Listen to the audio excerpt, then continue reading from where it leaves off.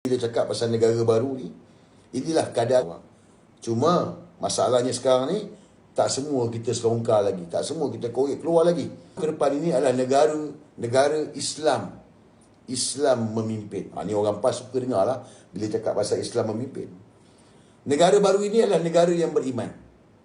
Kenapa negara beriman? Sebab hari ni kalau kita duduk, kita fikir, kita tengok diri kita ni, kita dapat pemimpin yang sebegini adalah kerana masyarakat tu.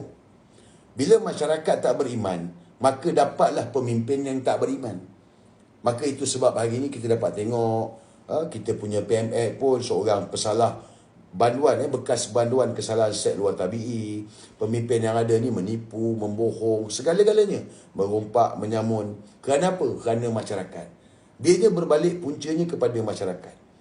Jadi ke depan ini apa yang Tun Mahathir nak bawa adalah negara yang beriman. Bermakna kita semua kena balik pada Allah. Kita kena balik pada Allah yang mana Al-Quran itulah panduan kita, rujukan kita. Daripada situlah baru kita boleh ubah diri kita. Baru kita boleh ubah masyarakat. Kalau kita tak berpegang kepada Al-Quran, kita tak akan dapat ubah masyarakat. Kita sendiri pun tak akan jumpa jalan pulang. Jadi Al-Quran itulah panduannya, dan negara beriman itu berlandaskan Al-Quran dan Sunnah. Ini yang Tun Mahathir akan lakukan selepas ini. Negara beriman. Ketiganya penuh teladan. Bila kita dalam peradaban baru, negara beriman, berlandaskan Al-Quran dan Sunnah, dah tentulah kita semua penuh dengan teladan. Sebab apa? Pada waktu itu, tak ada orang susah dah guys. Tak ada orang yang menipu, tak ada pemimpin yang curi duit rakyat, tak ada pemimpin yang mengamalkan rasuah, tak ada pemimpin yang zalim, tak ada. Tak ada pemimpin yang tak bermoral, tak ada. Sebab apa? Sebab kita berpegang kepada Al-Quran dan Sunnah. Bila kita berpegang kepada Al-Quran dan Sunnah, maka kita akan dapat pemimpin yang baik. Kerana masyarakat itu baik, terdidik daripada panduan Al-Quran itu. Maka penuhlah dengan teladan di antara kita semua. Tak ada lagi orang susah. Tak ada lagi orang merempat tepi jalan. Tak ada orang lagi yang memerlukan bantuan yang tidur dalam kereta lah, duduk tepi jalan lah, duduk kat longkang lah. Tak ada dah. Sebab masing-masing waktu itu dah tahu dah peranan dan tugas masing-masing. Tak ada orang lah yang tak bayar zakat, senang cakap. Tak ada orang lah yang lari daripada membayar zakat. Sebab bila berpegang kepada Al-Quran ni, kau kena bayar zakat. Ini kewajipan kau, tanggungjawab kau. Salah satu rukun Islam yang ada kita sebagai umat Islam ni. Islam. Zakat tak bayar. Macam mana nak Islamnya? Jadi inilah ke depan ni yang saya nampak Tun Mahathir akan lakukan. Negara baru, negara beriman, penuh teladan. Kita akan jaga sama kita ni. Bukan saja tentang orang Melayu, tetapi lain-lain bangsa. Sebab apa? Inilah untuk kita berdakwah, mengajak mereka untuk kenal Islam. Dalam dunia hari ini, semua orang, kalau sebelum ni semua orang melihat Islam ni teroris, Islam ni pengganas. Betul Semua orang tengok macam tu. Sebab apa? Kita sendiri pun ada masalah juga. Kita sendiri pun ada masalah yang mana kita tak tunjukkan sikap kita sebenar orang Islam. Sebab apa? Kita tak menjadikan Al-Quran itu sebagai panduan kita, dan kita memisahkan antara agama dan kehidupan kita. Dr. Mahathir ada menulis buku. Buku dia, buku Adin, Cara Hidup Islam. Maknanya Islam ni cara hidup. Kalau kita tak pegang kepada Al-Quran ni, kita tak jadikan sebagai cara hidup, maka tak betul lah. Tapi kalau kita berpegang kepada Al-Quran, kita jadikan sebagai cara hidup kita, orang-orang bukan Islam pun akan hormat kepada kita. Orang-orang Islam pun akan respect pada kita dan berminat dengan agama Islam tu sendiri. Dan akhirnya mereka akan masuk Islam. Jadi inilah tugas kita ke hadapan nanti. Tugas bagi peringkat mereka-mereka yang hari ni macam saya, adik-adik kita, abang-abang kita ni. Yang mana kalau saya tengok peringkat umur 35 hingga 45 ni, inilah peringkat yang akan menggerakkan agenda yang Tun Dr. Mahathir nak lakukan ke depan ini. 35 hingga 45, inilah generasi yang akan melakukan perubahan pada negara ini. Ini yang saya nampak. Sebab apa? Because it's endgame. Dah tamat dah. Untuk makluman semua dah tamat dah. Apa yang kita cakap sebelum ni, endgame. Sebenarnya endgame tu dah tamat dah. Dah hampir selesai dah. Sikit lagi dah. Sebab peperangan ni dah berlangsung lama. Ada orang mungkin fikir, oh ni besok kita nak pegang. Saya pun macam tu juga dulu. Tapi sebenarnya dah tamat dah berakhir dah. Sikit je lagi. Inilah kata perang kandak kan. cuma melaksanakannya. Untuk merancang ni ambil masa lama. Untuk perancangan ni, ayahanda Tun Dr. Mahathir rancang dah lama dah. Berpuluh tahun dah Tun Dr. Mahathir rancang. Satu. Perancangan yang dibuat ini. Daripada bila? Daripada dia Perdana Menteri yang pertama.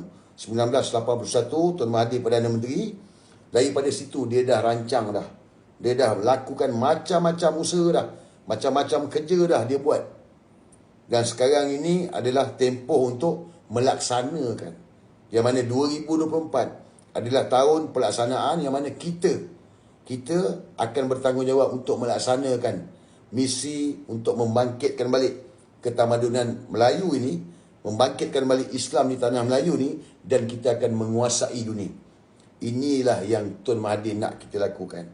Jadi, suka ataupun tidak, ianya telah pun berjalan, dan ke depan ini kitalah yang akan memikul tugas tersebut. Tapi kalau kita tak balik kepada Allah, kita tak berpegang kepada Al-Quran dan Sunnah, kita tak akan dapat pikul. Sebab apa? Apa sekalipun mestilah berpandukan Al-Quran dan Sunnah. Kita tengok hari ni pemimpin. Cuba kita tengok hari ni pemimpin, kita tengok. Kenapa jadi macam itu? Sebab dia tak berpegang kepada Al-Quran dan Sunnah. Contoh Anwar Ibrahim. Dia memang pandai menggunakan ayat Al-Quran, tapi dia tak berpegang kepada Al-Quran yang sesungguhnya. Dia bertindak zalim. Dia tidak adil. Dia menyekat peruntukan kepada ahli parlimen pembangkang. Sedangkan ahli parlimen pembangkang itu dipilih oleh rakyat. Bermakna dia tidak adil. Dia tidak mengikut ajaran Al-Quran. Jangan ceritalah isu moral, tak bercakap lah. Semua orang tahu isu moral. Di mana dalam Al-Quran pun dah diterangkan, dijelaskan tentang kaum Nabi Lut yang dilaknat oleh Allah kerana hubungan sesama jenis. Kalau Anwar mengikut Al-Quran, dia tak buat hubungan sesama jenis ni. Begitu juga dengan pemimpin-pemimpin yang ada ni. Sebab dia tak berpegang kepada Al-Quran. Jadi besok kita begitu juga. Oleh kerana kita ni besok akan diberikan tugas untuk menggalas tugas ini dalam keadaan negara baru, negara yang beriman, penuh tauladan ini, kita kena balik kepada Al-Quran. Hari ini jangan cakap, oh, aku ni bukan siapa-siapa. Bukan. Ke depan nanti, tak kisah engkau siapa. Tinggi mana pun kedudukan kau, rendah mana pun kedudukan kau, sejauh mana pun ilmu yang kau ada, secetik mana pun ilmu yang kau ada, tapi bila kau berpegang kepada Al-Quran, kau mengikut ajaran Al-Quran tu yang Allah dah perintahkan, engkau lah pemimpin kepada masyarakat. Nak jadi pemimpin kepada masyarakat ini bukan tentang kedudukan dia itu. Nak jadi pemimpin kepada masyarakat ini mestilah sidik, amanah, tabligh, fatanah. Ini empat-empat ni ciri Rasul semua ni. Ini sifat Rasul yang ada ni. Jadi itulah besok pemimpin yang kita nak ada, pemimpin yang perlu ada, dan kita sebahagian daripada pemimpin yang mungkin akan dilahirkan oleh masyarakat itu sendiri. Sebab masyarakat yang pilih, bukan kita yang pilih, bukan kita angkat diri kita. Hari ini kalau kita tengok, semua orang berebut-rebut nak jadi pemimpin. Anwar Ibrahim, 25 tahun, aku nak jadi PM, aku nak jadi PM, aku nak jadi PM. Dia yang minta. Tetapi ke depan ini bukan kita yang minta. Masyarakat yang pilih untuk memilih kita sebagai pemimpin mereka. Kalau masyarakat pilih kita, kita lah. Kalau bukan kita, bukan kita lah. Sebab apa? Sebab ini adalah ketentuan daripada Allah. Jadi balik, macam mana pun semua balik kepada Allah. Tak balik kepada Allah, takkan dapat. Begitulah juga dengan anak-anak kita besok. Hari ni yang kita nak didik ni anak-anak kita. Kita faham hari ni dalam keadaan masyarakat hari ni, ibu bapa sibuk nak bekerja. Tapi jangan kita tinggal tentang kita ni, amanah kita sebagai orang Islam.